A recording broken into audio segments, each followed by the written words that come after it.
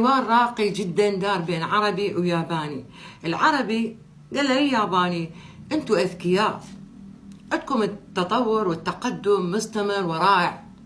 ياباني قال للعربي: لا، انتوا العرب اذكياء، لكنه الفرق اذا عندنا 10 اشخاص، واحد ذكي والباقي اغبياء، نخلي الذكي في المكان المناسب والعشر اغبياء تحت امرته يطورهم ويعلمهم. بينما انتم العرب اذا عندكم 10 اذكياء وواحد غبي، تخلون الغبي في مكان غير مناسب، و10 جو ايده يجمد مواهبهم او يبقون بلا عمل، عاطلين عن العمل. حقيقة يعني حقيقة وواقع حال. احنا عندنا فطاحلة، عندنا عمالقة من الأطباء والعلماء والأدباء، بعضهم صار جو التراب والبعض الآخر هاجر وخدم بلدان برا مع الأسف. وبقت فئة فاشلة حثالة المجتمع، مع احترام لبعض الأطباء القلة القليلة محافظين على كيانهم. هذا الفاشل يفتح مركز أو عنده مركز أو عيادة بؤرة فساد، أبرة ما يعرف يلزم، إيده ترجف، يستلم أرواح عالم، ما يعرف البنادول من الأسبرين. لو يجيب مرته أو بنته أو أخته يلبسها صدرية الطبيب، وهي أصلا عاملة تنظيف بشرة أو صالون، مع احترامي لكل المهن لكن أحكي عن اختصاص.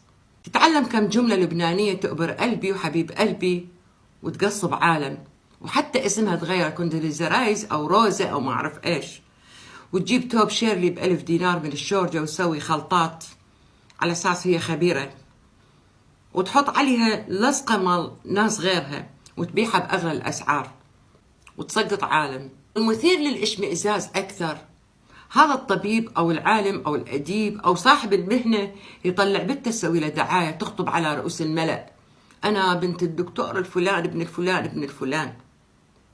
انت بدلا تقولي أنا بنت الفلان المغتصب الفاسق الفاجر لا دين ولا فهم ولا علم ولا ذرة إنسانية. هاي الحقيقة، احجوا الحقيقة، لأن هاي مصير ناس تثق بيكم وتنخدع بهذا رياءكم. هذا مصير، لأن أنتوا دمرتوا البلد، لأن بهذا رياءكم ودجلكم وخداعكم وسوون دعايات لنفسكم، حتى الأطفال استغليتوها. هاي دمرتوا بلد، دمرتوا ناس، دمرتوا أرواح ناس، حتى الطفولة والبراءة ما خلصت منكم، دمرتوها. مثلا من مذبحتكم أحد، كافي رياء وضحك على الذقون. قلت لكم درهم حلال يسوى مليار حرام. خلاصة من القصة، لا تثقون بهيجي ناس، هذول يعيشون بالحيلة ويموتون بالفقر.